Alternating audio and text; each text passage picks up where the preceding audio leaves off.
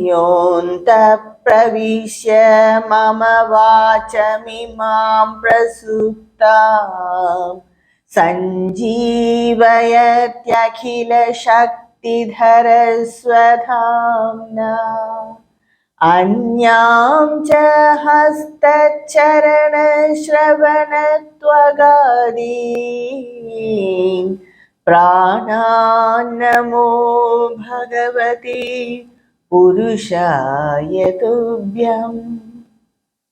Shloka 21 in Vishnu Sahasranama is Marichidamano Hamsakha Subarno Bhujagottamah Hiranyanabha Sutava Padmanabha Prajapatihi.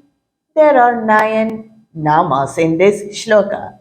They are Marichihi, Damanaha, Hamsaka, Subharnaha, Bhujagottamah, Hiranyanabha, Sutabaha, Padmanabha, Prajapatihi. The first nama Marichi means the ray of light. And Acharya explains, Tejasvinam avi Tejasvat Marichihi. He is that source of brightness. And in Bhagavad Gita, in the 10th chapter, Bhagavan Krishna says in Shloka 36, Tejas Tejasvinamaham. I am the brightest of the bright. So all the other luminary objects, they get the light from Bhagavan Vishnu. He is that effulgence, that light. And in some bhaktas, when they meditate, they see the form, the Tejas Rupa of Bhagavan. So he is that column of effulgence, that Rupa of brightness. He is that brightness which shines all the other objects in this universe. And he is called Marichi. The next nama is Dhamana. Dhamana means one who controls or one who holds justice, law and order. Sometimes Bhagavan takes the rupa of Yamadharma Raja and he controls the beings. And Swami Chinmayananda, in his explanation, he says, Bhagavan sometimes give miseries and sorrow for his bhaktas just to make them right, to subdue their ego or to bring back them to that right path. So to correct his bhaktas, he gives misery and pain because in the when we suffer, when we suffer and we physical pain or the mental pain, we realize a lot of our mistakes. So just for that, Bhagavan, he gives sorrow and misery for his bhaktas. That's what Swami Chinmayananda says in his explanation. And Dhamana also means charioteer. Of course, Bhagavan Krishna is a great charioteer. That's why he is called Parthasarathi. And Dhamana also means a great soldier. Bhagavan Sri Ram, a great soldier. And so by all these interpretations, he is called Dhamana. That's another nama of Bhagavan. And the next nama of Bhagavan is Hamsaha. Hamsa actually literally means the swan, the bird swan. And Bhagavan Vishnu, that's some of the unknown avatars of Bhagavan Vishnu. Hansa Avatara, Hayagriva Avatara, Nar Narayana Avatara. These are all the lesser known avatars of Bhagavan Vishnu. Bhagavan Vishnu in the Satya Yuga, he took the incarnation as the swan bird, that is as a Hansa, and he taught Brahma Vidya and Vedas to the Sanakadi rishis, that is the four Sanak Kumaras. And so he is a great teacher, a spiritual teacher, and so he is called Hansa because he took the form of Hansa and taught the rishis, the Sanakadi rishis. And Hansa also means one, if we meditate Bhagavan, that is Ahamsa. Acharya writes Ahamsa. When we meditate or that I am that Brahman, then it removes all the fears from our mind, all the fears. So the remover of fears in the form of meditating him, that is also Hansa. And another interpretation is just like the bird Hansa, swan, it separates the milk from the water. It's known for it. And just like that, whatever sin we do, Bhagavan never fails to see the good in us. Just like how the swan bird, it separates the milk from the water, Bhagavan separates the sin from the sinner, and he protects always the sinner, because that sinner, he may might have done some sins, he might have done some wrong actions, but when we surrender to Bhagavan, he just protects us. So that's one meaning. The another meaning is, Acharya writes, Hanti gachati sarva sharireshu itiva hansaga. Sarva sharireshu itiva hansaga. He moves in all bodies, in all beings. That's the Paramatma. And so the Paramatma is called Hansaha. So these are the interpretation given for various by various acharyas for the Nama Hansa. The next nama is Suparna. Su means good, Parna means wings. Suparna means two wings, one who has good wings. Just like the birds, they have two wings and they balance perfectly, and that's why they are able to fly. Just like that, Bhagavan Vishnu, he balances the creation by balancing the dharma and adharma. And he will be able to lift us from all our difficulties by balancing our papa and punya. So he will lift us from the ocean of samsara. By that meaning, he is called Suparna. And another beautiful explanation given for this Suparna is given in the Muntaka Upanishad, that is in the third Muntaka, Canto 1, Mantra 1, 311. It says that mantra says, it gives a very short story. There are two birds on a tree. One bird is sitting on a higher branch and the other bird is sitting on a lower branch. The bird sitting on the higher branch, it is just witnessing all the acts of the bird sitting in the lower branch. But the bird sitting in the lower branch is just jumping from one branch to another, going here, going there, tasting all the fruits on that tree. Some fruits are really good and some are sour. When it tastes that sour food, it just feels so uncomfortable and it sits there for some time very calm. Again, it goes to the other branch, it tastes that other fruit. Just like that, it is jumping here and there and just so disturbed. And all these that have bird on the higher branches watching it, witnessing it. The meaning of this mantra and this story is the bird sitting on the higher branch is Paramatma, and the bird sitting on the lower branch is Jivatma. So the Jivatma is still tasting all the fruits, all the phala, and it is getting disturbed sometimes, sometimes it is happy, and all this is witnessed by the bird sitting on the higher branch, which is Paramatma. In this story that is in this mantra, it is said Dva Suparna. So the totality of the Paramatma and the Jivatma is Bhagavan Vishnu. So by that meaning and interpretation also, Bhagavan is called Suparna.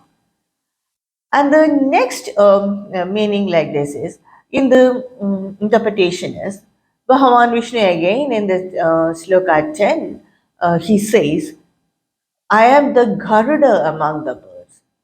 The greatness of Garuda is that it flies high.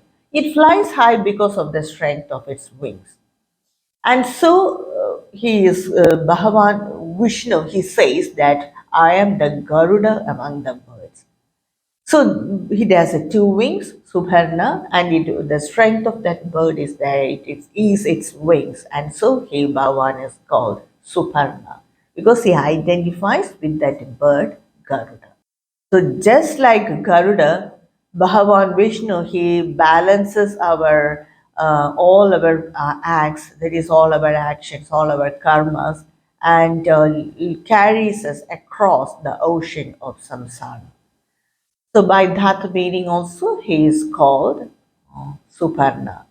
The fifth nama is Bhujagottama. Bhuja means the arms, the shoulders. Uttama means that the one who is famous for it. That is, Acharya writes, the best among that moves by arms. That is the reptiles. We have seen the lizards, the snake, all that move by their arms and arms only. They just scroll around on the floor. And again in Bhagavad Gita, chapter 10, Sloka 28 and 29, Bhagavan Krishna says, Sarpanam asmi vasugi, anandas chasmi naganam. So Bhagavan Krishna says that I am the Vasuki among the among the sarpas, and I am the Ananda among the Nagas. So basically, what's the difference between the sarpa and the naga? Usually, what we see in common in the common in places is a sarpa. The sarpa is one-headed snake, and it is poisonous. And naga, they are more than one head, many-headed snakes. They have not only one head, many heads, and they are not poisonous. They are considered to be divine. But the sarpa is that ordinary what we see in places or in gardens or like that. So among the sarpa, I am the Vasugi. The power of the Vasugi is its poisonousness and its power to protect itself. And that's why Bhagavan Shiva is having it around his neck.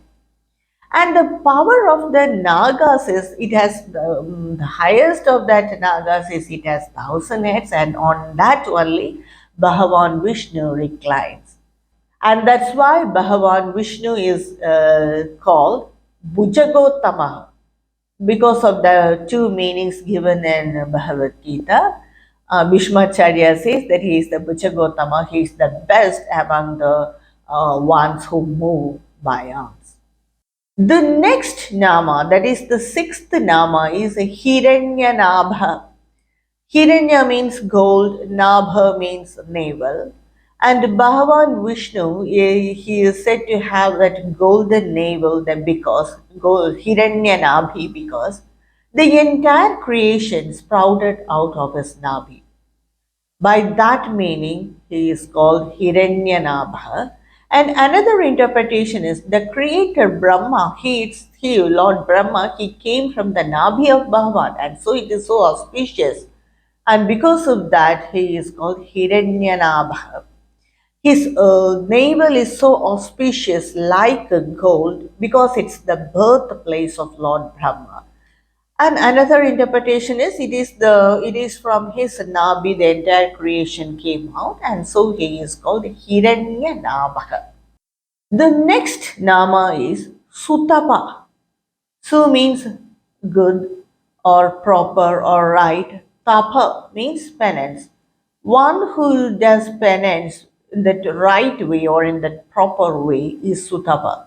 It refers to Bhagavan Vishnu when he took the avatar of Narayana, and he did Kora Tabas for thousands of years in Badrikashrama.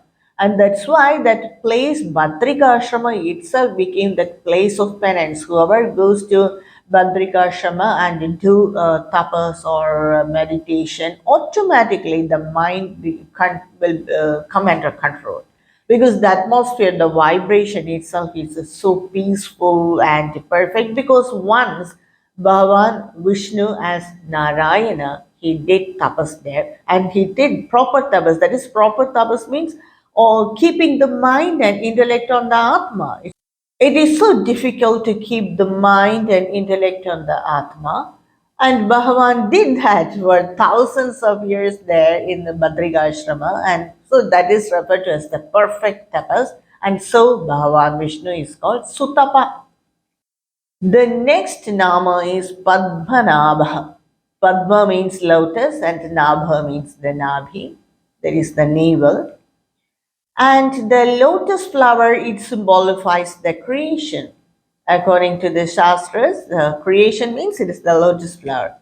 And since the lotus flower is coming just from the Nabhi of Bhagavan, That is, it symbolifies that the creation is coming from the Nabi of Bhagavan. And so it is called Padmanabha. Why this navel of Bhagavan, the creation is coming? What the Acharyas say and the scriptures say is, it is that Manipuraka chakra. Below that chakra, everything is very gross. We can connect it with only grossness, and above it, everything so subtle. So Nabi, that is the Manipuraka chakra around which the Nabi lies. That is the perfect joining point of that grossness and subtleness. So, when a creation has to take place, it has to be first subtle and then become gross.